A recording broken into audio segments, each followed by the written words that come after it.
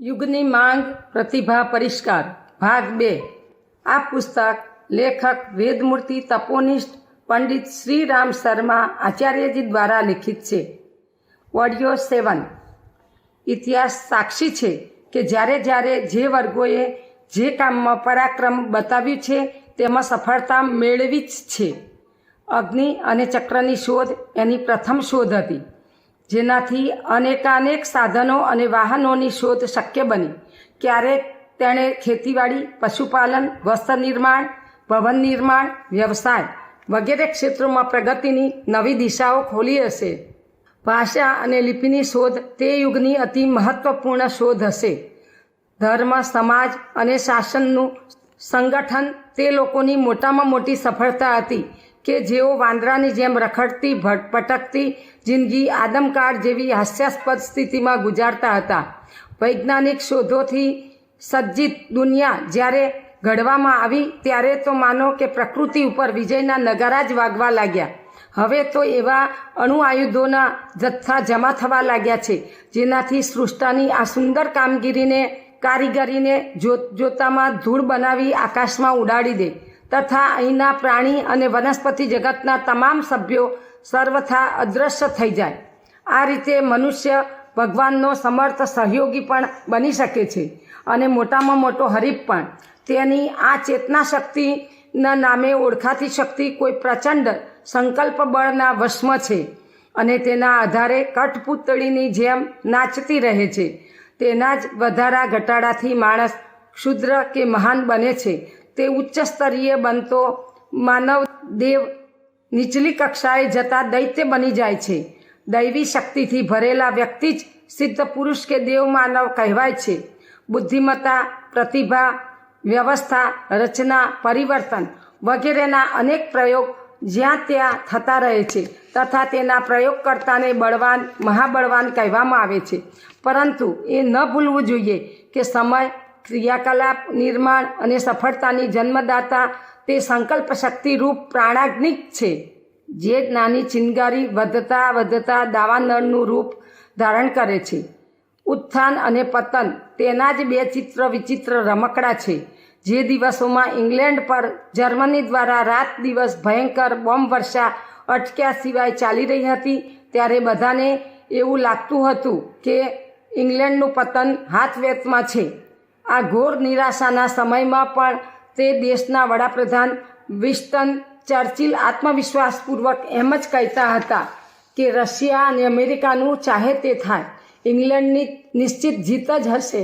આટલો પ્રચંડ આત્મવિશ્વાસ જોઈ સ્ટાલિન અને રૂઝવેલ્ટ દંગ થઈ ગયા। ત્રણેય સાથે મળી એવા પગલાં લીધા જેનાથી બાજી પલટાઈ ગઈ અને મિત્ર રાષ્ટ્રોની જીત થઈ। સ્મૃતિની જેમ વિસ્મૃતિ પણ મનુષ્યના સ્વભાવમાં રહેલી છે, પરંતુ આ દુર્ગુણ એટલી હદ સુધી પહોંચી જાય તેને કહેવું શું, જેમાં મનુષ્ય પોતાના આત્મગૌરવ, ઓજસ, તેજસ અને વર્ચસ્વને જ ભૂલી જાય। આજે એવું જ સંમોહન, વ્યામોહ કોઈ શૈતાન દ્વારા વિખેરવામાં આવી રહ્યું છે, જેનાથી નિરાશ થઈ વ્યક્તિ પોતાને દીન, દુર્બળ, અશક્ત, અસહાય, અભાગી સમજવા લાગે।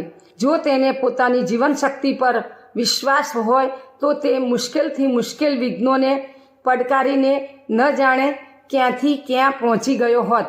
કેટલાક સમય પહેલાંના એક સમાચાર છે। સાઇબિરિયાના હિમ પ્રદેશમાં જેલમાં રાખેલા કેટલાક કેદી તે દુર્ગમ ક્ષેત્રમાંથી ભાગી છૂટ્યા।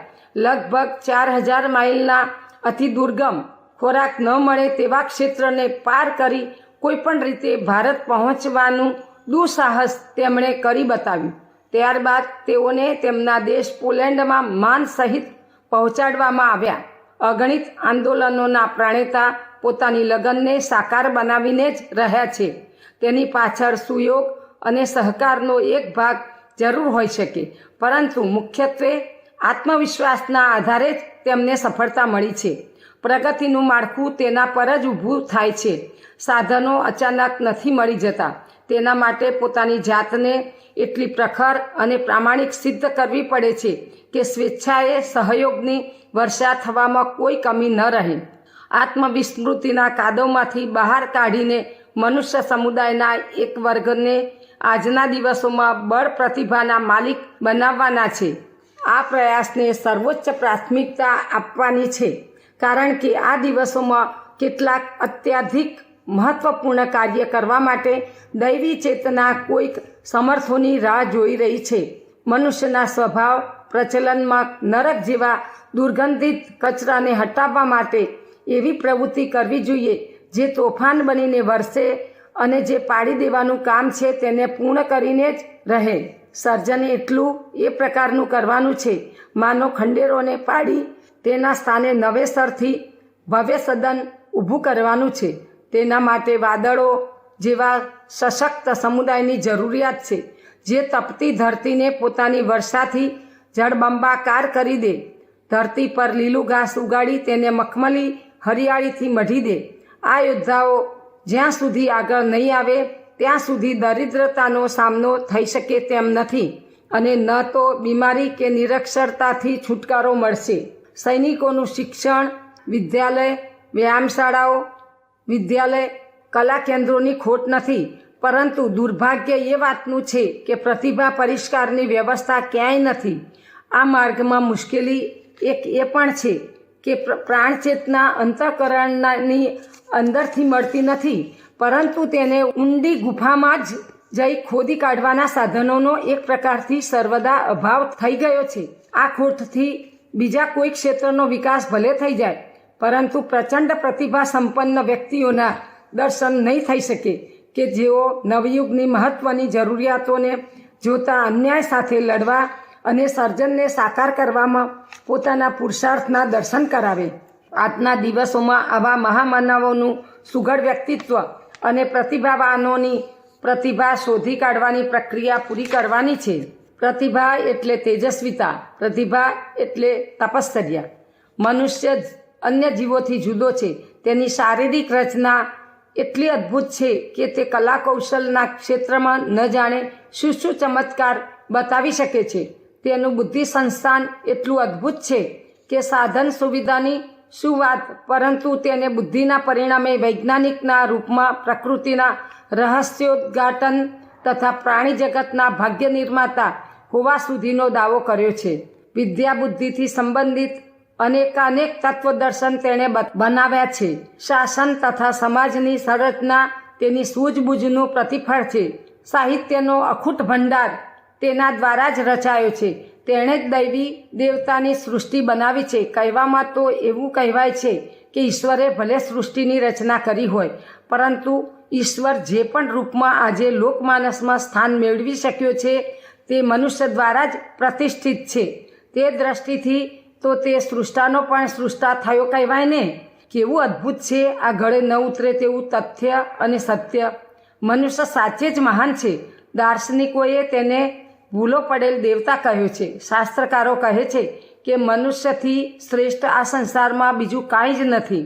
વાત અમુક અંશે સાચી પણ છે, કારણ કે અવતારોથી લઈ મહામાનવો સુધીનો ઇતિહાસ એક જ વાત કહે છે કે મનુષ્ય પોતાની સમજને વિકસિત કરી શકે તો તે કક્ષા સુધી પહોંચી શકે છે જેને વેદાંત દર્શનમાં શિવોહમ, સચ્ચિદાનંદોહમ, અયમાત્મા બ્રહ્મ, તત્વમસી વગેરે ઉક્તિઓના માધ્યમથી તેને ઈશ્વર સદસ્ત કહેવામાં આવે છે.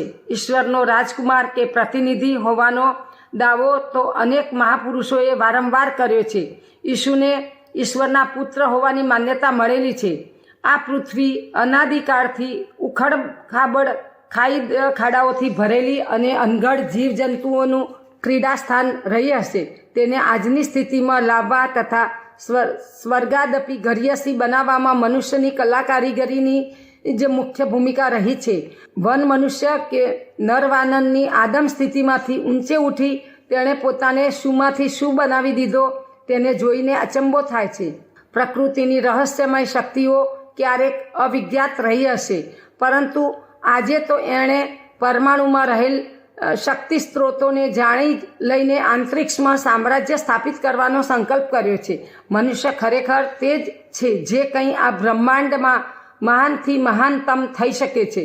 આશ્ચર્ય એ વાતનું છે કે તેને દિશા ચૂકે ખરાબ રીતે જકડી લીધો છે કે જેથી તે પોતાનું અસ્તિત્વ, મહત્વ તથા સ્તર સંબંધમાં એટલો દિશાભ્રમ થઈ ગયો છે કે તેને દિશા ભૂલવાની ચરમસીમા કહી શકાય. ભટકાવનું પ્રથમ સોપાન ત્યાંથી શરૂ થાય છે, જેમાં મનુષ્ય પોતાની સત્તા, મહિમા, ગરિમા અને ક્ષમતા સંબંધમાં પણ લગભગ પૂર્ણ રીતે વિસ્મૃતિમાં ચાલ્યો જાય છે. પોતાની આકૃતિ પ્રકૃતિની ભિન્નતાને તો જુએ છે, પરંતુ તે વિચારી નથી શકતો કે પશુ સ્તરના પ્રાણીઓ કરતાં તે ચેતના ક્ષેત્રમાં કંઈ વિશિષ્ટ છે. પ્રાણીઓ પેટ ભરવા તથા વંશવૃદ્ધિ માટે જ જીવિત રહે છે. તેમને ન તો મર્યાદાઓ પ્રત્યે શ્રદ્ધા હોય છે કે ન તો ટીકાઓથી બચવાની આસ્થા. બંધનો, ઉત્તેજનાઓ તથા અવરોધોથી બાધિત થઈને જ તેઓ અનુચિતને અપનાવવામાં રોકાઈ શકે છે. સ્વચ્છંદતા તથા ક્ષમતા હોય તો તેમને મર્યાદા પાડવામાં કોઈ ઉત્સાહ નથી હોતો. જરૂરિયાત અને મનમરજી જ તેમની પ્રેરણા સ્ત્રોત હોય છે. મનુષ્યની ભાવના તથા ધારણા પણ આવી જ હોય તો તેને નર પશુથી વિશેષ બીજું કંઈ કહી શકાય નહીં. જેણે લોભ, મોહ અને અહંકારની લિપ્સા લાલચને જ પોતાનું લક્ષ્ય બનાવી દીધું છે, તે યોગ્ય અયોગ્યનો ભેદ કેવી રીતે પારખી શકે? સંકીર્ણ સ્વાર્થ વૃત્તિના ભવબંધનમાંથી છુટકારો કેવી રીતે મેળવી શકાશે? જેને પૈસાદાર બનવાની તૃષ્ણા અને મોટા કહેવડાવવાની મહત્વાકાંક્ષાએ જકડી રાખેલા તેમના માટે વિચારશીલતાના સ્વચ્છંદ આકાશમાં પાંખો ફફડાવી ઉડવું કેવી રીતે શક્ય બને? સામાન્ય માણસ સાધનો અને ક્ષમતાઓની દ્રષ્ટિએ ભલે ગમે તેવો દેખાય, પરંતુ તેને આદર્શોનો ઉમંગ પ્રભાવિત નથી કરી શકતો. શ્રેષ્ઠતાનું ગૌરવ પ્રાપ્ત કરવાનો ઉમંગ જ જાગૃત નથી થતો. પુણ્ય પરમાર્થ તો એક રીતે થઈ શકતું જ નથી. તેના માટે ભગવાને માનવીય શ્રેષ્ઠતાની લગભગ દેવ સ્તરની રચના વિશેષ રૂપથી કરેલી છે. આના છૂટી જવાથી વ્યક્તિ ક્ષુદ્ર કૃમિકીટકોની ગઈ ગુજરીની સ્થિતિમાં ગણાવા યોગ્ય રહે છે. પછી ભલેને પદવીધારી, પૈસાદાર, કુશળ તેમજ વિભૂતિવાન સમજવામાં આવતો હોય. આ સુવિધાઓ માત્ર શારીરિક વિલાસિતા, રૂપસજ્જા અથવા અહંકારના કામમાં આવે છે. અંતઃચેતનાને આ વિપુલ પ્રમાણથી ન સંતોષ મળે છે કે ન તો ઉલ્લાસ. તેના આધારે તે પોતાને ગૌરવપદ સમજી શકે. આ જ એ અભાવ છે જેના વિના હંમેશા ઉદ્વિગ્નતા તથા ખીચ છવાયેલી રહે છે. ધર્મચર્ચા તો કેટલાય લોકો કરતા અને સાંભળતા રહે છે, પરંતુ હોય છે બધું ઉપર છલ્લું. લોકો પૂજાપાઠના કર્મકાંડો, તીર્થ પર્યટનો, ભજન પ્રદર્શનના દેખાવાથી મન મનાવે છે અને પોતાની જાતને ધર્માનુયાયી માની લે છે, પણ વાત એમ નથી હોતી. કર્મકાંડનું એકમાત્ર મંતવ્ય એ છે કે ચિંતન, ચરિત્ર અને વ્યવહારમાં વધુમાં વધુ શાલીનતાનો સમાવેશ કરવામાં આવે. જેને વાસ્તવમાં ધર્મ પ્રત્યે રુચિ છે તેમનું જીવન દેવોપમ હોવું જોઈએ. તેમનું આંતરિક અને બાહ્ય જીવન પ્રામાણિકતા અને પ્રખરતાયુક્ત હોવું જોઈએ. ન કરવા યોગ્ય કાર્યો કરીને પણ લોકો ધન સંગ્રહ તો કરી લે છે તથા ભાટ ચારણ દ્વારા મળનારી પ્રશંસા મેળવે છે, પરંતુ ન તો તેમાં ઊંડાણ હોય છે કે ન તો સ્થિરતા. ધુમાડાથી બનેલા વાદળ ગમે તેટલા ઘનઘોર હોય તો પણ હવાના એક ઝપાટાથી જ તે વિખરાઈ જાય છે. પાણીના પરપોટાની જેમ થોડા સમયમાં જ નષ્ટ થઈ જાય છે. પ્રતિભા વિપુલ ભંડાર મનુષ્યની આંતરિક સત્તામાં વિદ્યમાન છે. પ્રતિભાના વિપુલ ભંડાર મનુષ્યની આંતરિક સત્તામાં વિદ્યમાન છે. તેને ઉભારી પ્રગટ કરવાની પળ એટલા માટે નથી આવતી કારણ કે કશાય કલ્મશરૂપી આવરણ આત્મસત્તા પર સ્વેચ્છાપૂર્વક લાદવામાં આવેલા હોય છે. લાકડું પાણીમાં તરવું જોઈએ, પરંતુ જો તેની સાથે ભારે પથ્થર બાંધી દેવામાં આવે તો પોતાનો સ્વાભાવિક તરવાનો ગુણ દબાઈ જાય છે. વિભૂતિવાન હોવા છતાં મનુષ્ય નીચતાનો પથ્થર માથે ઉપાડીને ચાલે તો પોતાના વાસ્તવિક સ્વરૂપને પ્રગટ કરવાની સ્થિતિમાં રહી શકે નહીં.